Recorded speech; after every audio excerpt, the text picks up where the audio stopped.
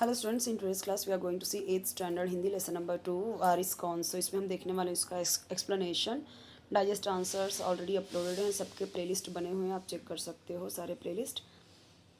ये बहुत ही सिंपल और बहुत ही अच्छा ये चैप्टर है, बहुत ही अच्छी कहानी है। ठीक है, तो देखो यहाँ पे जो जिन्होंने लिखा है उनका नाम है विभा रानी, यानी कि इसकी जो लेखिका है उनका नाम है विभा रानी। ये मधुबनी बिहार से हैं और इनका जन्म हुआ है 1959 में, यानी 1959 में। और ये कह सकते हैं कि बहुआयामी प्रतिभा की धनी थी। ठीक है, तो यानी कि ये मल्टी टैलेंटेड थी। मैथिली जो भाषा है, कहाँ का, बिहार का, क्योंकि ये बिहार से हैं। तो हिंदी और मैथिली दोनों के लिए ही राष्ट्रीय स्तर की लेखिका हैं। तो इन्होंने कहानी, गीत, अनुवाद, लोक साहित्य, नाट्य लेखन में प्रखरता से अपनी कलम चलाई है। तो इन्होंने उस टाइम के जो फिल्म थे, महिला व बाल विषयों पर लोकगीत और लोक साहित्य क्षेत्र में निरंतर काम कर रही हैं अभी तक। इनकी प्रमुख रचनाएं यहाँ पे सब दिए गए हैं, आप देख सकते हो। और यहाँ पे दिया गया है कि जो कहानी है ये, तो यहाँ से इनका ये कहना है कि हमें उत्तम फल प्राप्त करने के लिए साधनों का सदुपयोग करना चाहिए ताकि हमें अच्छे रिजल्ट मिले। और जो ऐसा करता है वो जीवन में सफल होता है। जो आपके पास रिसोर्सेस, अगर आप उसका अच्छा यूज़ करोगे, यूटिलाइज़ करोगे प्रॉपरली, तो आप आगे सक्सेस होगे। ठीक है। एक राजा था, उसकी 4 बेटियां थीं। राजा ने सोचा कि इन चारों में से जो सबसे बुद्धिमती होगी उसे ही अपना राजपाट सौंपेगा। राजपाट यानी पूरा राज्यभार का जो भी है सब कुछ, वो उसे सौंपेगा जो सबसे ज़्यादा बुद्धिमती होगी 4 बेटियों में से। इसका फैसला कैसे हो, वह सोचने लगा। अंत में उसे एक उपाय सूझ गया, एक सल्यूशन आया दिमाग में। उसने एक दिन चारों बेटियों को अपने पास बुलाया, सभी को गेहूं के 100-100 दाने दिए और कहा, इसे तुम अपने पास रखो। 5 साल बाद मैं जब इन्हें मांगूंगा तब तुम सब मुझे वापस कर देना। कितने कितने दिए? 100-100 दाने दिए। और कितने साल बाद बोला? 5 साल बाद। गेहूं के दाने लेकर चारों बहनें अपने अपने कमरे में लौट आईं। बड़ी बहन ने उन दानों को खिड़की की बाहर फेंक दिया। उसने सोचा, आज से 5 साल बाद पिताजी को गेहूं के इन दानों की याद रहेगी क्या? जो अगर उसको याद भी रहा उनको, तो क्या हुआ, भंडार से लेकर दे दूंगी। ठीक है। तो सबसे बड़ी बहन ने क्या किया? दानों को खिड़की से बाहर फेंक दिया। सब कुछ याद रखना है, सब कुछ क्वेश्चन आंसर में आएगा। अगर आप यहाँ से चैप्टर के थ्रू ही सब कुछ अच्छे से दिमाग में रखते गए तो रट्टा मारने की ज़रूरत नहीं पड़ी क्वेश्चन आंसर को। ठीक है। बड़ी बहन ने क्या किया? खिड़की से बाहर फेंक दिया। कितने साल बाद लेना है? 5 साल बाद।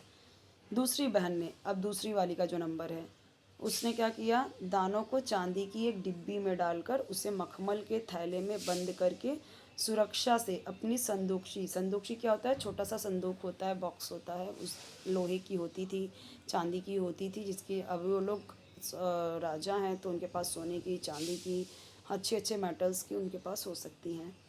तब उन्हें वापस कर दूंगी। ज़्यादातर लोग क्या करते थे? लोहे की रखते थे, वो मजबूत होता था, चोरी के ना कर सके। ताकि 5 साल बाद जब पिताजी ये दाने मांगेंगे तब उन्हें वापस कर दूंगी, ऐसा सोची। 2 लोगों का हो गया। एक ने क्या किया? चांदी की डिब्बी में भर दिया। पहली ने क्या किया था? खिड़की से बाहर फेंक दिया। अब तीसरी बहन सिर्फ सोचती ही रही कि करूं क्या उसका, मैं सोचती ही रह रही है। चौथी और छोटी बहन तनिक बच्ची थी, यानी जो सबसे छोटी थी, वो थोड़ी कैसी थी? सबसे छोटी थी तो बच्ची थी, नादान थी। शरारतें करना उसे बहुत पसंद था। उसने गेहूं के भुने दाने भी बहुत पसंद थे। उसने दानों को भुनवा कर खा डाला और खेल में मग्न हो गई। अभी सिर्फ तीसरी बहन सोच रही है। बाकी पहली ने क्या किया? खिड़की से बाहर फेंका। दूसरी ने क्या किया? डिब्बी में रख दिया। और चौथी ने क्या किया? खा लिया भुनवा के। तीसरी सोच रही है अभी। अब सोच के क्या हुआ? तीसरी राजकुमारी को इस बात का यकीन था कि पिताजी ने उन्हें यूं ही ये दाने नहीं दिए होंगे। उसको ये पता है कि ऐसे ही तो मेरा बाप कोई फ़ैसला नहीं लेगा, ज़रूर इसके पीछे कोई मकसद होगा, यानी कोई योजना होगी।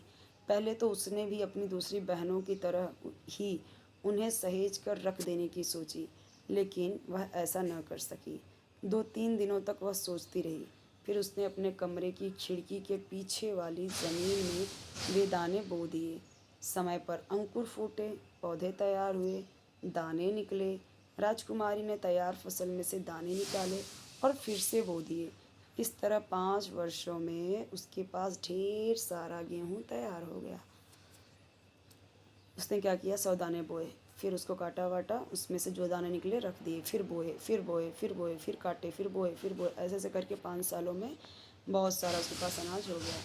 5 साल बाद राजा ने फिर चारों बहनों को बुलाया और कहा, आज से 5 साल पहले मैंने तुम चारों को गेहूं के 100-100 दाने दिए थे और कहा था कि 5 साल बाद मुझे वापस करना। तो 5 साल बाद राजा ने चारों बहनों को बुलाया और चारों बहनों को बुलाया और कहा, आज से 5 साल पहले मैंने तुम चारों को गेहूं के 100 दाने दिए थे और कहा था कि 5 साल बाद मुझे वापस करना। कहाँ हैं वे दाने? बड़ी राजकुमारी भंडार घर जाकर गेहूं के दाने ले आई और राजा को दे दिए। राजा ने पूछा, क्या ये वही दाने हैं जो मैंने तुम्हें दिए थे? पहले तो राजकुमारी ने हाँ कह दिया, मगर राजा ने फिर कड़क कर पूछा। तब उसने सच्ची बात बता दी जब गुस्से से पूछा। ठीक है, कड़क कर कहा यानी गुस्से से बोला। राजा ने दूसरी राजकुमारी से पूछा, तुम्हारे दाने कहाँ हैं? दूसरी राजकुमारी अपनी संदूकशी में से मखमल के खोल वाली डिब्बी उठा लाई, जिसमें उसने गेहूं के दाने सहेज कर मतलब यानी संभाल कर रखे थे। राजा ने उसे खोल कर देखा, दाने सड़ गए थे। तीसरी राजकुमारी से पूछा, तुमने क्या किया उन दानों को? तीसरी ने कहा, मैं इसका उत्तर आपको अभी नहीं दूंगी, क्योंकि जवाब पाने के लिए आपको यहाँ से दूर जाना पड़ेगा और मैं वहाँ आपको कल ले चलूँगी। राजा ने अब चौथी और सबसे छोटी राजकुमारी से पूछा। उसने उसी बेपरवाही से जवाब दिया, उन दानों की कोई कीमत है पिताजी? वैसे तो ढेरों दाने भंडार में पड़े हैं। आप तो जानते हैं ना, मुझे गेहूं के भुने दाने बहुत अच्छे लगते हैं, सो मैं उन्हें भुनवा कर खा गई। भुनवा कर यानी रोस्ट करके। आप भी पिताजी किन किन चक्करों में पड़ जाते हैं? सभी के उत्तर से राजा को बड़ी निराशा हुई। चारों में से अब उसे केवल तीसरी बेटी से ही थोड़ी उम्मीद थी।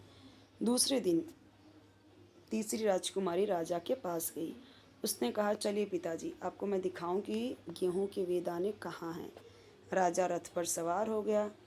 रथ महल नगर पार करके खेत की तरफ बढ़ चला। राजा ने पूछा, आखिर कहाँ रख छोड़े हैं तुमने वे 100 दाने? इन 100 दानों के लिए तुम मुझे कहाँ कहाँ के चक्कर लगवाओगी? तब तक रथ एक बड़े से हरे भरे खेत के सामने आकर रुक गया। राजा ने देखा, सामने बहुत से बड़े खेत में गेहूं की फसल थी। उसकी बालियां हवा में झूम रही थी, जैसे राजा को कोई खुशी भरा गीत सुना रही हो। राजा ने हैरानी से राजकुमारी की ओर देखा। राजकुमारी ने कहा, पिताजी, ये हैं वो 100 दाने जो आज लाखों लाख दानों के रूप में आपके सामने हैं। मैंने उन 100 दानों को बोकर इतनी अधिक फसल तैयार की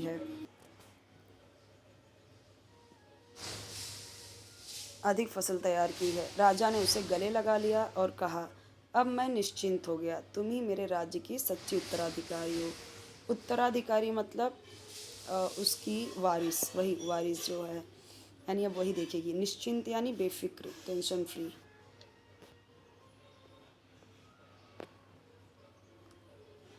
यहाँ पे हार्ड वर्ड की मीनिंग दिए गए हैं। 2 मुहावरा भी है, चक्कर में पड़ जाना, गले लगाना।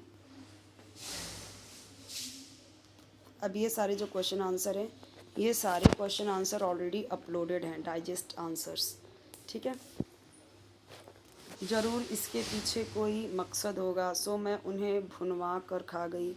तुम मेरे राज्य की सच्ची उत्तराधिकारी हो, इसे तुम अपने पास रखो। 5 बोला ना, ध्यान से देखना है पूरा चैप्टर, उसी से क्वेश्चन आंसर आपको सब मिल जाएंगे। अभी देखो, सभी के उत्तर से राजा को बड़ी निराशा हुई, यानी घटनाक्रम में लगाना है। ये पहले कौन सी लाइन आई, फिर कौन सी लाइन आई, फिर कौन सी लाइन आई, वो लिखना है, ऑर्डर में लिखना है। ठीक है, अब यहाँ पे जो नेक्स्ट चैप्टर है, नाखून क्यों बढ़ते हैं, we will see in the next video. Channel जरूर सब्सक्राइब कीजिए, वीडियो लाइक कीजिए, फ्रेंड्स के साथ शेयर कीजिए, बेल आइकन ज़रूर प्रेस कीजिए, ताकि जब भी न्यू वीडियो अपलोड करूँ आपको उसका नोटिफिकेशन ईजिली मिल जाए, आपको ढूंढने की ज़रूरत नहीं पड़े।